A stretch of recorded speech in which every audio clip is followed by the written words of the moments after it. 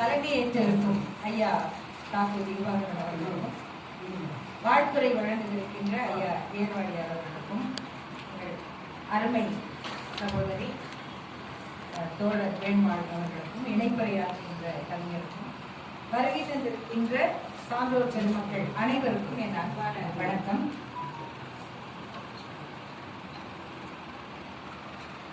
நான் எதிர்பாராத ஒரு இடைச்செருகல் இந்த நிகழ்ச்சியில திட்டமிட்ட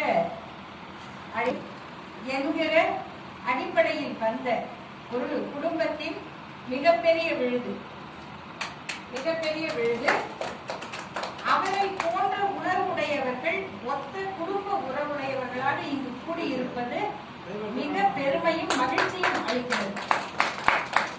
நம்ம பெரும் ஆர்வமான கூட்டங்களில் அந்த நிகழ்ச்சிக்கு கொண்டாட்டத்திற்கு உரியவராகவோ அல்லது அதை நடத்துபவர்களாகவோ கூடியிருப்பவர்கள் அரசியல் அல்லது வேறு பெண்குலங்களை கொண்டவர்களாகவோ இருக்கும் நிகழ்ச்சிகளைத்தான் அதிகமாக பார்த்து கொண்டிருக்கிறோம். இப்படி ஒரு உள்ளார்ந்த அன்போடு உணர்வோடு கூடியிருக்கிற இந்த நிகழ்வில் அவருடைய பிறந்தநாள் விழா கொண்டாடப்படுவது பெருமைக்குரிய ஒன்று. அவர்களை பல ஆண்டுகளாக நான் அறிவேன். அப்பப்போ பார்த்துக்குவோம், பேசிக்குவோம். மற்றபடி ரொம்ப நெருங்கிய தொடர்போடு இருப்பதற்கு வாய்ப்பில்லாம தொடர்பில் இருந்துகிட்டே தான் இருக்கும்.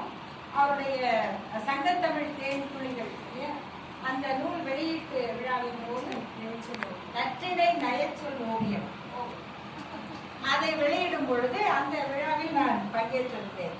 ஆனா எப்படி இது தமிழ் உறவு இல்லையா, கவிதை உறவின் தொடர்ச்சி. அதை வந்து இந்த பிசிராந்தையார் இப்படி எல்லாம் படிச்ச மாதிரி அதிகம் பார்த்து கொள்ளாவிட்டாலும் அப்படி ஒரு அன்பு.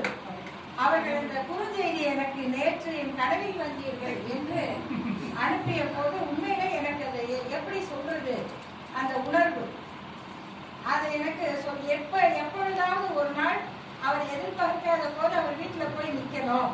இப்ப இது கனவாக சொல்லுங்க அப்படி உண்மையிலே இதுவும் திரும்பி நாளைக்கு யோசித்து பார்த்தா இது கனவுலதான் வந்ததா அப்படின்னு நினைக்கணும் என்று நினைத்து கொண்டிருந்தேன்.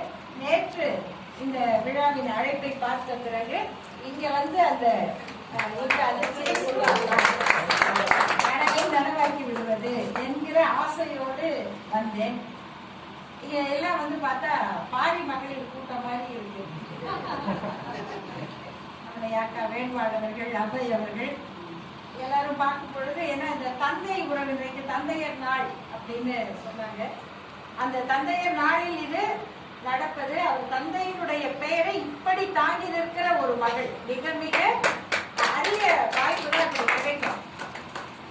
பொதுவாக மகன்கள் தான் வாரிசுகள் அப்படிங்கிறது சொத்துரிமை சட்டம். இப்ப வந்து அதெல்லாமும் மாறிடுச்சு. ஆனாலும்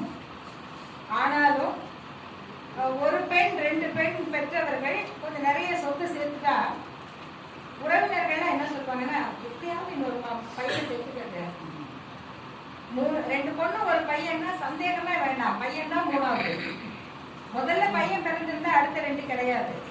ஒருவேளை போனா போகுதுன்னு ஒரு பெண் பெற்றிருப்பாரு. அப்ப எப்படியாவது ஒரு பையனை பெற்றுக்கங்க அப்படின்னு அறிவுரை சொல்றாங்க. ஏன் அப்படின்னா அவனும் வந்து அனுபவிக்க போறாங்க. அப்ப நீங்க பெற்ற பொண்ணு அதை அனுபவிக்க போறது இல்லையா, யாரோ அனுபவிக்க போறாங்க. அப்படிங்கும் பொழுது அந்த வாரிசு அனுபவிக்கிறதுன்னு வரும்போது பையனை வந்து முன்னிறுத்துறோம். ஆனா அந்த கொள்கையை, அந்த உரிமையை, கடமையை பெருமையாக எடுத்து செல்வதில் பெண்கள் தான் முன்னிற்பார்கள்.